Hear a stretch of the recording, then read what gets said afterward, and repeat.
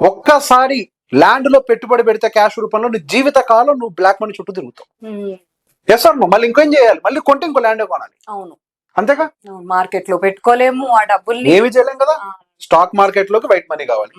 Yes, అవును, mutual fund లో white money కావాలి. ఏం చేస్తారు ఆ డబ్బుని? ఇక బంగారం తెచ్చి ఇంట్లో పెట్టుకుంటే పొద్దున భయం, ల్యాండ్ లోనే పెట్టాలి. జీవితకాలం బ్లాకే.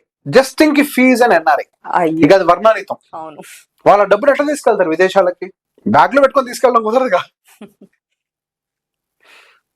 లెక్కలు చూపించాలి కదా డబ్బుని తీసుకెళ్ళడానికి వేరే దేశానికి.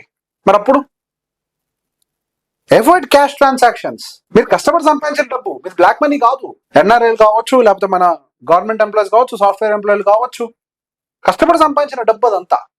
ఎందుకు బ్లాక్? మీరు బ్లాక్ చేస్తున్నారు మీ చేతులతోటి. You already paid tax. ఇది దేశద్రోహం.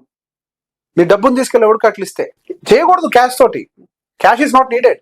మనం కష్టపడి పెట్టుబడి పెడుతున్నాం అక్కడ. Let it be on paper. On paper ఉంటే మంచిది కదా.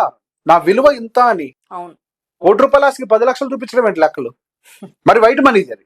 నువ్వు వైట్ మనీ ₹1 పెట్టి కోటికి కొని 10 లక్షలు చూపిస్తున్నావు ఆన్ పేపర్. ఏమైనా సేవ్ చేస్తుందంటే 7% అంట. ఎవడని రిజిస్ట్రేషన్ వాల్యూకి అదేదో అంటుంటారు చూసారా, గేదెను కొని గేదెను కట్టడానికి తాడు కొనే దగ్గర కకృతి పడ్డారని. ఇది అట్లాంటిదే.